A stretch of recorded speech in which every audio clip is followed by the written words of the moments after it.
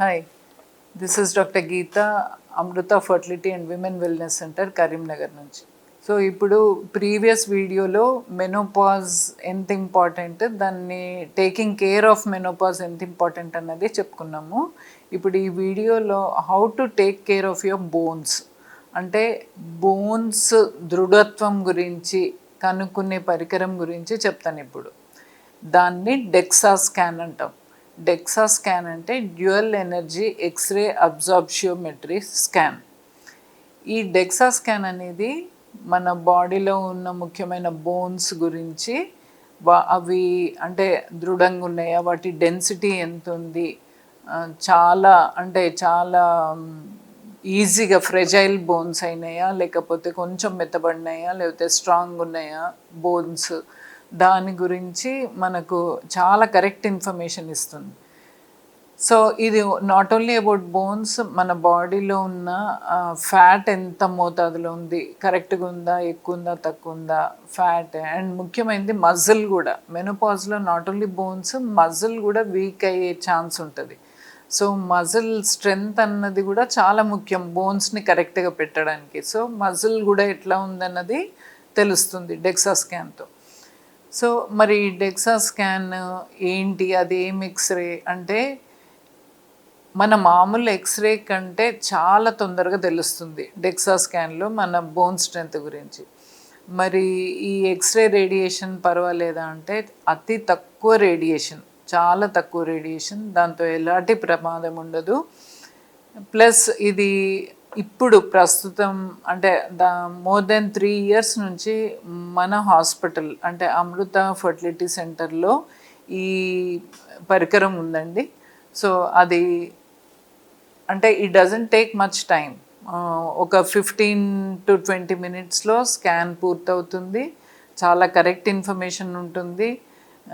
So that మనకు అంటే bones కొంచెం మెత్తబడుతున్నాయి అని అంటే ఎలాంటి మెడిసిన్స్ వాడాలి, ఎలాంటి జాగ్రత్తలు చెప్పాలి. ఒకవేళ ఆస్టియోపోరోసిస్ అంటాం. ఆస్టియోపోరోసిస్ అంటే ఆల్మోస్ట్ పోరస్, అంటే రంధ్రాల్లాగా అవుతుంది బోన్.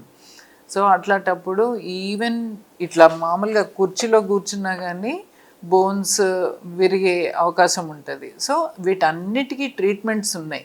సో ఈ డెక్సా స్కాన్ అన్నది ఎప్పుడు స్టార్ట్ చేయాలి? సో నార్మల్గా మెనోపాజ్ విమెన్, అంటే ఎప్పుడైతే మెనోపాజ్ వచ్చిందో లేదా హిస్టెక్టమీ అయ్యిందో వీళ్ళందరికీ కూడా హిస్టెక్టమీ అయినాక కానీ మెనోపాజ్ అంటే ముట్ల ఆగిపోయిన తర్వాత 3 to 4 years నుంచి స్టార్ట్ చేయాలి.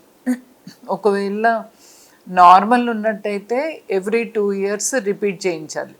ఒకవేళ బోన్ మాస్ కొంచెం తక్కువైంది, చాలా తేడా లేదు, కొంచెం తక్కువైంది బోన్ డెన్సిటీ అంటే మాత్రం ఇయర్లీ వన్స్ చేయించాలి.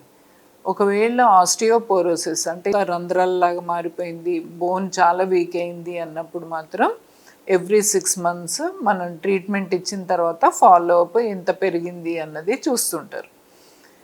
సో ఇంకా కొద్దిమందికి అంటే మెనోపాజ్ 3-4 years వరకు వెయిట్ చేయకుండానే వాళ్ళ ఫ్యామిలీలో హిస్టరీ ఆఫ్ ఫ్రాక్చర్స్ ఉంది, లేకపోతే డయాబెటీస్ ఉంది, లేకపోతే థైరాయిడ్ హార్మోన్ ఎక్కువ మోతాదులో ఉంది. సో హైపర్ థైరాయిడిజం అంటాం, హైపర్ పారాథైరాయిడిజం అంటాం, ఆల్కహాల్ అలవాటు ఉంది, స్మోకింగ్ అలవాటు ఉంది. ఇట్లాంటి వాళ్ళకి మాత్రం తొందరగా స్టార్ట్ చేయమనే చెప్తాం డెక్సా స్కాన్ అనేది. ఇంకా మగవాళ్ళల్లో మాత్రం 70 and above 70 years వాళ్లకు తప్పకుండా డెక్సా స్కాన్ అవసరం. సో డెక్సా స్కాన్ ఇంత అందుబాటులో ఉంది అంటే టెక్నాలజీ ఇంత మన ముందే ఉంది. అట్లాంటప్పుడు తప్పకుండా బోన్స్ని అంటే దాని కేర్ని కరెక్ట్గా చూసుకోండి. తప్పకుండా ఇట్లాంటి వసతులు వాడుకొని మీ బోన్స్ స్ట్రాంగ్ ఉండి మీరు స్ట్రాంగ్ ఉంటే you can enjoy your life.